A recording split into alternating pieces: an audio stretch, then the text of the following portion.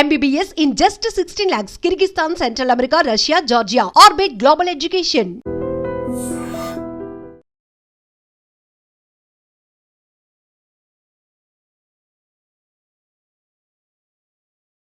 పిలిచిండు, సవాల్ చేసిండు. మళ్ళీ మేము పోతే పిరికి సన్నాసిలాగా పారిపోయిండు. మళ్ళీ నిన్న డైలాగులు కొడతాడు. నాగార్జున సాగర్ చర్చ వస్తావా కట్ట మీద అని. నేను అడుగుతున్నా రేవంత్ రెడ్డిని, నాగార్జున సాగర్ కట్టినప్పుడు, శ్రీశైలం కట్టినప్పుడు నువ్వు ఉన్నావు అసలు రాజకీయంలో? నువ్వు ఏ పార్టీలో పుట్టినావు? నువ్వేదో కాంగ్రెస్ లో పుట్టినట్టు, కాంగ్రెస్ ని నువ్వు పుట్టించినట్టు డైలాగులు ప్రజలన్నీ చూస్తున్నారు. వాస్తవమైంది కేసీఆర్ గారు చెప్పిన దానిలో కూడా ఖచ్చితంగా రాయలసీమ కూడా మంచిగా ఉండాలని కోరుకున్నాం, ఆంధ్ర ప్రజలు కూడా బాగుండాలని కోరుకున్నాం. కానీ ఏం కోరుకున్నాం మేము?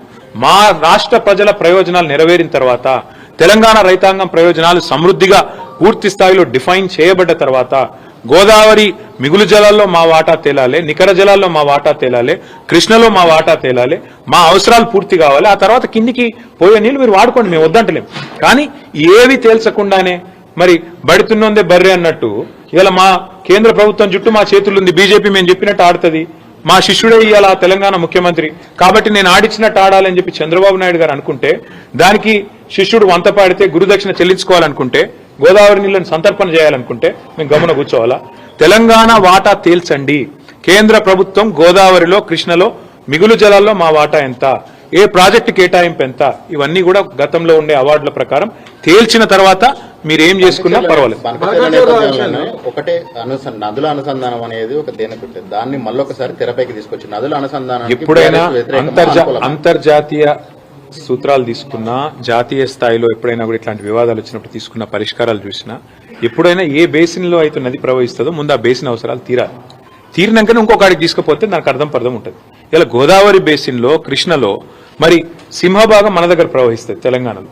ఇక్కడ అవసరాలు తీరకుండానే ఇక్కడి పారిశ్రామిక అవసరాలు కానీ, ఇక్కడి సాగునీటి అవసరాలు కానీ, తాగునీటి అవసరాలు కానీ, ఇప్పుడు రేపటి రోజున హైదరాబాద్ లో కానీ, కరీంనగర్ లో కానీ, ఇంకా ఇతర పట్టణాల్లో కానీ 24/7 డ్రింకింగ్ వాటర్ ఇవ్వాలనేది మా కళ. మేము గతంలో కరీంనగర్లో ప్రయోగం చేసినాం కూడా. మరి అట్లాంటి అన్ని ఇంకా తేల్చకుండానే, ఎన్ని నీళ్ళు అవసరమైతే లెక్కలు తీయకుండానే కిందికి నీళ్లు వృధాగా పోతున్నాయి, మేము పట్టుకపోతామంటే ముందు బేసిన్ అవసరాలు తీరనియండి, బేసిన్ లో డెఫినేషన్ రానియండి. నికర జలాల్లో మా వాటా ఎంత, మిగులు జలాల్లో మా వాటా ఎంత, ఎవరు తేల్చాలి? ఇది కేంద్ర ప్రభుత్వం తేల్చాలి. కేంద్ర ప్రభుత్వం నియమించే మరి ట్రైబ్యునల్స్ తేల్చాలి. అవి తేలకుండానే మేము నీళ్లు కొంటపోతాం. మా చేతుల ఇలా కట్టి ఉంది కాబట్టి కట్టెతో బర్రెని ఎటువంటి అల్లించకపోతాం. కేంద్ర ప్రభుత్వాన్ని, రేవంత్ రెడ్డి జుట్టు మా చేతులు ఉంది కాబట్టి మేము ఆడిచ్చినట్టు ఆడతాం, మా కోవట్టు పరిపాలిస్తున్నాడు తెలంగాణ కాబట్టి ఫుట్బాల్ ఆడతామని చంద్రబాబు అనుకుంటే దాన్ని ఖచ్చితంగా వ్యతిరేకిస్తాం. తప్పేమున్న దానిలో? బనకచెర్ల విషయంలో మీరు కావాలని దుష్ప్రచారం చేస్తున్నారు, అక్కడ ఏమీ లేదు, అనవసరంగా ఇది రెండు ఏమీ లేకపోతే మాకు గొడవ ఆంధ్ర ప్రజలతో ఎంత మాత్రం లేదు. ఆంధ్రాలో ఉండేది కూడా రైతులే, ఆంధ్రాలో ఉండేది కూడా ప్రజలే. వాళ్ళ మంచి కోరుకునే వాళ్ళని తప్ప వాళ్ళు చెడు కోరుకోం. కానీ మేమేమంటున్నాం? తెలంగాణలో ప్రవహించే, సింహభాగం ప్రవహించే గోదావరిలో గాని, కృష్ణలో గాని మా హక్కు తేల్చండి అని కేంద్రాన్ని అడుగుతున్నాం. తప్పేముంది? మా హక్కు, మా వాటా తేలకుండా నికర జలాల్లో, మిగులు జలాల్లో ఇష్టం వచ్చినట్టు గుంజుకపోతామంటే కుదరదు అని చెప్తున్నాం. మరి మీరు చెప్పే స్ఫూర్తి కరెక్ట్ అయితే మరి కాళేశ్వరం కట్టినప్పుడు అడ్డుకున్నది ఎవరు? చంద్రబాబు నాయుడు కాదా? ఉత్తరాలు రాసింది ఎవరు? ఇదే ఆదిత్యనాథ్ దాస్ కాదా? ఉత్తరాలు రాసి కేంద్ర ప్రభుత్వంలో మీ పలుకుబడిని ఉపయోగించి మా ప్రాజెక్టులను అడ్డుకునే ప్రయత్నం చేయలేదా? మేము అడ్డుకుంటలేం. మేమేమంటున్నాం? ఇవాళ స్పష్టంగా మా వాటా తేల్చండి. రేవంత్ రెడ్డి అబ్బసొత్తు, తాత జాగీర్ కాదు గోదావరి నీళ్లు. రేవంత్ రెడ్డి ఇష్టం వచ్చినట్టు సంతర్పణ చేస్తానంటే తెలంగాణ ప్రజలు ఊకోరు. నెల రోజుల్లో కమిటీ వేస్తా. ఎవరిని అడిగేస్తున్నావు కమిటీ? ఎవరిని అడిగి వేసినావు కమిటీ? నువ్వు చంద్రబాబు చెప్పగానే కమిటీ వేస్తావు, కమిటీ 30 రోజుల్లో రిపోర్ట్ ఇస్తుంది. కమిటీ ఇచ్చే రిపోర్ట్ ఫైనల్ అంటావా? ఎవరికి ఫైనల్? నీకు ఫైనల్ కావచ్చు, తెలంగాణ ప్రజలకు, తెలంగాణ రైతులకు ఎట్లా ఫైనల్ అవుతుంది? నీకు అతగానం ఉంటే నీ ఇంటి, నీ ఇల్లు అమ్మి చంద్రబాబుకు విగ్రహం కట్టు, మేము వద్దంటలేం. కానీ నువ్వు చేస్తున్నదేంది? తెలంగాణ ప్రయోజనాలు శాశ్వతంగా మరి నేను చంద్రబాబుకు ధారాదత్తం చేస్తానంటే మేము ఆంధ్ర ప్రజలకు వ్యతిరేకం కాదు, ఆంధ్ర రైతాంగానికి వ్యతిరేకం కాదు. కానీ తెలంగాణ రైతుల ప్రయోజనాలు నెరవేరే విధంగా ముందు కేంద్ర ప్రభుత్వం మీద ఒత్తిడి తెండి. నిన్న జరిగిన మీటింగ్ ఎపెక్స్ కౌన్సిల్ మీటింగ్ కూడా కాదు. మరి ఎపెక్స్ కౌన్సిల్ మీటింగ్ కాదు, ఇన్ఫార్మల్ మీటింగ్ అని ముఖ్యమంత్రి చెప్తున్నాడు. మరి ఇన్ఫార్మల్ మీటింగ్ లో తీసుకునే నిర్ణయం, అందులో వేసే కమిటీ, దానికి ఉండే చట్టబద్ధత, దానికి ఉండే ఆమోదయోగ్యత ఏ పార్టీదని నాకు అర్థం కాదు.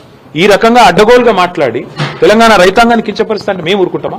సార్ ఇంకొకటి, కృష్ణా బోర్డు కూడా ఇప్పుడు ఆంధ్రప్రదేశ్ లో పెడతారా అంటారు. అది కూడా గొప్ప విజయం అని చెప్పుకుంటాడు. ఎంత సిగ్గుమాలిన పని అంటే, మొన్నటిదాకా బీఆర్ఎస్ ప్రభుత్వం ఉన్నంతకాలం 2 బోర్డులు హైదరాబాద్ లో ఉన్నాయి. Godavari river management board, KRMB 2 ఇక్కడనే ఉండే ఆఫీసు. ఇవాళ కేఆర్ఎంబిని ఆంధ్రాకు తరలించి అది కూడా గొప్ప విజయం అని చెప్పుకుంటాడు ముఖ్యమంత్రి. ఇది నవ్విపోదురు కాక నాకేమి సిగ్గన్నట్టు ఉన్న ఆఫీస్ ఎత్తగొట్టి, ఉన్న ఆఫీస్ ఉడగొట్టి సిగ్గు లేకుండా ఇంకా నేనేదో గొప్ప విజయం సాధించిన అని చెప్పి మాట్లాడితే ప్రజలకు అర్థం కాదనుకుంటున్నాడు రేవంత్ రెడ్డి నేను అడుగుతా ఉన్నాను. చివరిగా నేను అనేది ఈ విషయంలో అందరికంటే ఎక్కువ బాధ్యత ఉన్నది కేంద్ర ప్రభుత్వానికి. వాళ్ళు స్పందించాలి. ఇట్లా ఇష్టం వచ్చినట్టు చంద్రబాబు ఆడిచ్చినట్టు ఆడతామని కేంద్రము రేవంత్ రెడ్డి తల ఊపితే ఇక మిగతా సంగతి తెలంగాణ ప్రజలు చూసుకుంటారు. బీజేపీ సంగతి, కాంగ్రెస్ సంగతి తెలంగాణ ప్రజలు చూసుకుంటారు. 10 ఏళ్ల చేయని పని మేము చేస్తున్నాము. ఏం పని చేసిండు? కృష్ణా బోర్డును అప్పచెప్పుడా పని చేసుడంటే? కృష్ణా బోర్డును ఆంధ్రాకు తరలించుడా? లేదా గోదావరి మిగులు జలాల్లో మరి లేని హక్కును ఆంధ్రాకు దారాదత్తం చేయడం ఏంది పని? లేకపోతే ఆంధ్ర ప్రాజెక్టులకు ఆనాడు ప్రతిపాదిస్తూ తెలంగాణ ప్రాజెక్టులను వ్యతిరేకిస్తూ ఎవరైతే ఉత్తరాలు రాసిండో ఆయన తీసుకొచ్చి సాగునీటి సలహాదారుగా పెట్టడమా? లేదా కేసీఆర్ గారు బ్రహ్మాండంగా తెలంగాణలో ఒక సంక్షేమ వాతావరణం తీసుకొస్తే పండుగలాగా వ్యవసాయాన్ని చేస్తే వరిధాన్యం ఉత్పత్తిలో భారతదేశంలో నెంబర్ 1 చేస్తే ఇలా కేసీఆర్ మీద కోపంతో కన్నెపల్లి మోటార్ లాంచ్ చేయకుండా మిడ్ మానేర్ నిండబెట్టి మొత్తం రాష్ట్రంలో పంటలన్నీ ఎండుతుంటే ఇవాళ కరువు వాతావరణం ఉంటే కిందికెళ్లి నీళ్లు లక్షల క్యూసెక్ల నీళ్లు కిందికి పోతుంటే గుడ్లప్పగిచ్చి చూడడమా తెలంగాణ సాగునీటి రంగంలో ఆయన సాధించిన విజయం? గోదావరిలో ఈరోజు బ్రహ్మాండంగా మోటార్ లాంచ్ చేస్తే కన్నెపల్లిలో ఏ కరువు ఛాయలు లేకుండా ఇలా నార్మల్ పోసుకున్న రైతులు ఎదురు చూస్తున్నారు. ఎప్పుడు వాన పడుతుంది? ఊళ్ళల్లో కప్పలను వేసుకొని ఇలా పూజలు చేస్తాను వానలు పడాలని. అట్లాంటి పరిస్థితుల్లో రాష్ట్రం ఉంటే, రాష్ట్ర రైతాంగం ఉంటే సోయిలేనోడు ముఖ్యమంత్రి, జై తెలంగాణ అని ముఖ్యమంత్రి తెలంగాణ నీళ్లను దారాదత్తం చేస్తుంటే బీఆర్ఎస్ ఊకుంటుందా? ఖచ్చితంగా కొట్లాడతాం, గొంతు విప్పి పోరాడతాం, చివరిదాకా తెగించి కొట్లాడతాం. అంటే మేమే జవాబిస్తాం అని కాంగ్రెస్ వాళ్ళ మేమే జవాబిస్తాం అంటున్నాం. మీరు మాత్రం రెచ్చగొడుతున్నారు ప్రజలు అని చెప్పి నిన్న రేవంత్ రెడ్డి చెప్పారు. హక్కుల గురించి మేము ప్రశ్నిస్తే రెచ్చగొట్టడం అవుతుందా? గోదావరి నీళ్లలో మిగులు జలాల్లో తెలంగాణ వాటా ఎంత? తెలంగాణ ప్రభుత్వం అడిగింది ఎంత? నిన్నటి మీటింగ్ లో కేంద్ర ప్రభుత్వం చెప్పింది ఏంది? ఏది తేలకుండానే 30 రోజుల్లో కమిటీ వేస్తా, కమిటీ రిపోర్ట్ ఇచ్చి తెలంగాణ ప్రాజెక్టులేమో దశాబ్దాల పాటు, 1 కాదు 2 కాదు, దశాబ్దాల పాటు అంతర్రాష్ట్ర వివాదాల పేరిట ఇంతకుముందు సోదరుడు చెప్పిన ఇచ్చంపల్లి గాని, దేవాదుల గాని, ఇంకా తొమ్మిడిహట్టి గాని, ఇంకోటి గాని, ఇవన్నీ కూడా అంతర్రాష్ట్ర వివాదాల పేరిట దశాబ్దాలు నలిగినా రేవంత్ రెడ్డి కాంగ్రెస్ కి చీమగుట్టినట్టు అనిపించేది. కానీ చంద్రబాబు అడగంగానే 30 రోజుల్లో రిపోర్ట్ రావాలి, 31వ రోజు గోదావరి జలాలు కింది కురకాలి, పొంగి పొరలాలి, తెలంగాణ మాత్రం ఎండాలి. ఇదా నీతి. అందుకే మేము అంటున్నాం, ఎవడు అబ్బసొత్తని ఇస్తావు నువ్వు గోదావరి జలాల మీద హక్కు? ఎవడు చెప్పిండు నీకు 30 రోజుల కమిటీ ఒప్పుకోమని? ఆ కమిటీ జనరల్గా ఏ కమిటీ అయినా, ఆఫీసర్స్ కమిటీ కానీ, ఎక్స్పర్ట్స్ కమిటీ కానీ, it is merely advisory in nature. వాళ్ళు చెప్పేది ఏది కూడా అల్టిమేట్ గా ప్రభుత్వం మళ్ళీ చర్చ పెట్టి అసెంబ్లీలో, కేబినెట్ లో, ప్రజా సమక్షంలో అవసరమైతే అఖిలపక్షం పెట్టి ఒప్పించి మెప్పించి మన హక్కుల గురించి ఏం చేస్తున్నామో తెలంగాణ ప్రజలకు చెప్పి పారదర్శకంగా ఆ తర్వాత జెండా ఊపాలి. సిగ్గు శరం ఉంటే రేవంత్ రెడ్డికి, ఏమన్నా సిగ్గు ఇజ్జత్ మానం ఉంటే, నిన్న ఏమన్నాడండి ఆంధ్ర ఇరిగేషన్ మినిస్టర్ రామానాయుడు గారు అనుకుంటా ఆయన పేరు, బయటకు వచ్చి ఏం చెప్పిండు? ఇక ఆంధ్రప్రదేశ్ ఎడిషన్ లో పేపర్లు ఏం రాసినాయి? చంద్రబాబు నాయుడు గారు ఏం చెప్పారు? సాక్షి తీయండి, ఈనాడు తీయండి, ఆంధ్రజ్యోతి తీయండి, ఆంధ్ర ఎడిషన్ చూడండి, స్పష్టంగా చెప్పిండు చంద్రబాబు నాయుడు గారు. మీటింగ్ పెట్టిందే బనకచెర్ల కోసం, ఎజెండా నెంబర్ 1 బనకచెర్ల కాదంటాడా రేవంత్ రెడ్డి? అజెండా ఐటమ్ చూపెట్టమంటారా? ఇప్పుడు నెంబర్ 1 ఐటమే బనకచెర్ల. లేదని బుకాయించడం ముఖ్యమంత్రికి తగునా? నిమ్మల రామానాయుడు గారు బయటకు వచ్చి చెప్పినారు, ఆంధ్ర ఇరిగేషన్ మంత్రి గారు, మేము అడిగినాం బనకచెర్ల గురించి, రేవంత్ రెడ్డి ఒప్పుకున్నాడు, కమిటీ వేసినాం, 30 రోజుల్లో ఓడిచిపోతుంది, 31వ రోజు మా శిష్యుడే కాబట్టి ఆడిచ్చినట్టు ఆడతాడు, ఆయన జుట్టు మా చేతులుంది, ఓటుకు నోటు కేసు ఇంకా ఉన్నది కాబట్టి ఏమన్నా చేస్తాం అని ఫుట్బాల్ ఆడుతున్నారు. చంద్రబాబు కోవట్ను పెట్టుకుని ఇలా తెలంగాణ ప్రజల ప్రయోజనాలు, తెలంగాణ రైతుల ప్రయోజనాల పట్ల శాశ్వతంగా విద్రోహం చేసే ప్రయత్నం చేస్తున్నారు. అర్థం కాదు ఏముంది. నిజం చెప్తున్నారు మీరు అనుకుంటున్నారా? పొరపాటు. రేవంత్ రెడ్డికి శాపం ఉన్నది, నిజం చెప్తే తల 1000 ముక్కలు అవుతుందట. ఎన్ని నిజాలు చెప్పిండండి రేవంత్ రెడ్డి? యాడ్ చేసుకోండి మీరు. రుణమాఫీ చేస్తా అన్నాడు December 9, అయిపోయిందా రుణమాఫీ? 2500 ఇస్తాడు మహిళలకు, ఇచ్చేసిండా? 6 గ్యారెంటీలు అమలైనాయా? 4000 పెన్షన్లు అయిపోయినాయా? సోనియమ్మ పంపుతుందన్నాడు తులం బంగారం వచ్చిందా? స్కూటీలు వచ్చినాయా? ఏదొచ్చింది ఒకటి చెప్పండి నాకు. రేవంత్ రెడ్డి సాధించిన విజయాలు ఒకటి చెప్పండి సార్. స్థానిక సంస్థల ఎన్నికలకు సంబంధించి 42% రిజర్వేషన్ అంటే కాంగ్రెస్ పోతుంది ప్రజల్లోకి. సో కాంగ్రెస్ పార్టీ ఏం చెప్పినా, ఎన్ని రకాల విన్యాసాలు చేసినా ఒకటి వాస్తవం, వాళ్ళ చేతుల్లో ఉన్నాయేమో చేయరట. కాంగ్రెస్ ఏం చెప్పింది? బీసీలకు బీసీ డిక్లరేషన్ లో సంవత్సరానికి 20,000 కోట్ల బడ్జెట్ పెడతా అన్నాడు. 5 ఏళ్లలో 1,00,000 కోట్ల బడ్జెట్ ఇస్తామన్నారు. బీసీలకు 42% వాటా ప్రభుత్వ కాంట్రాక్టులు ఇస్తామన్నాడు. చేతులునేమో చేయరట. OBC ministry పెడతామన్నారు. బీసీలకు 42% వాటా ఇచ్చిండా? పోనీ మినిస్ట్రీలో, పోనీ ఓబీసీ మినిస్ట్రీ పెట్టిండా? 1,00,000 కోట్ల బడ్జెట్ అన్నాడు, సంవత్సరానికి 20,000 కోట్లు అన్నాడు పెట్టిండా? బీసీ సప్లాన్ అన్నాడు పెట్టిండా? అవెంత మోసము, ఇదంతే మోసము.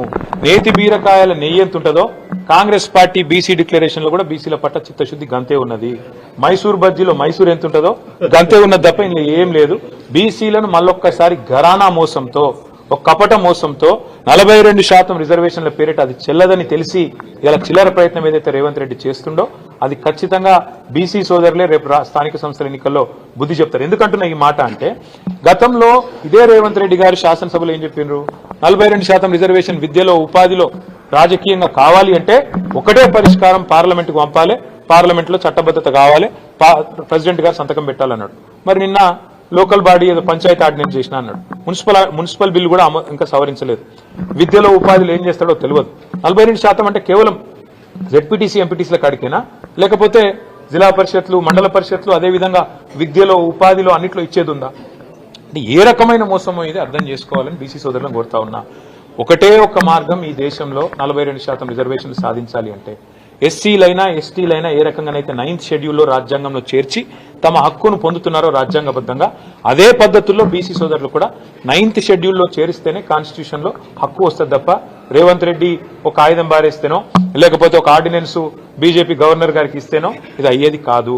9th షెడ్యూల్లో చేరిస్తే తప్ప పరిష్కారం రాదని నేను చెప్పడం కాదు, జస్టిస్ ఈశ్వరయ్య గౌడ్ గారు లాంటి పెద్ద మనుషులు చెప్తా ఉన్నారు, చిరంజీవులు గారు లాంటి రిటైర్డ్ ఐఏఎస్ అధికారులు చెప్తా ఉన్నారు. రాజకీయం కోసం రాజకీయం చేయడం వేరు బ్రదర్. మేము కూడా గతంలో ఇదే పద్ధతుల్లో పార్లమెంటుకు ప్రెసిడెంట్ గారికి పంపాం. 37% రిజర్వేషన్ బలహీన వర్గాలకు ఇవ్వాలని మేము పంపినాం. మా ప్రభుత్వం ఉన్నప్పుడు కేసీఆర్ గారి నాయకత్వంలో ప్రెసిడెంట్ గారు సంతకం పెట్టలేదు, బీజేపీకి ఇష్టం లేదు. వాస్తవం ఏంది, చిత్తశుద్ధి లేని శివపూజలాగా ఏదో ఇయ్యాలి కాబట్టి 42% ఇచ్చినామని చెప్పుకోవడానికి చెప్తా ఉన్నారు తప్ప ఇందులో ఏ రకంగా కూడా అందులో న్యాయబద్ధత లేదు, చట్టబద్ధత లేదు, హేతుబద్ధత లేదు. ఇది బీసీ సోదరులకు అర్థమైంది. ఎవరికి అర్థమైనా కాకపోయినా ఇది మాత్రం వాస్తవం అని నేను చెప్తాను.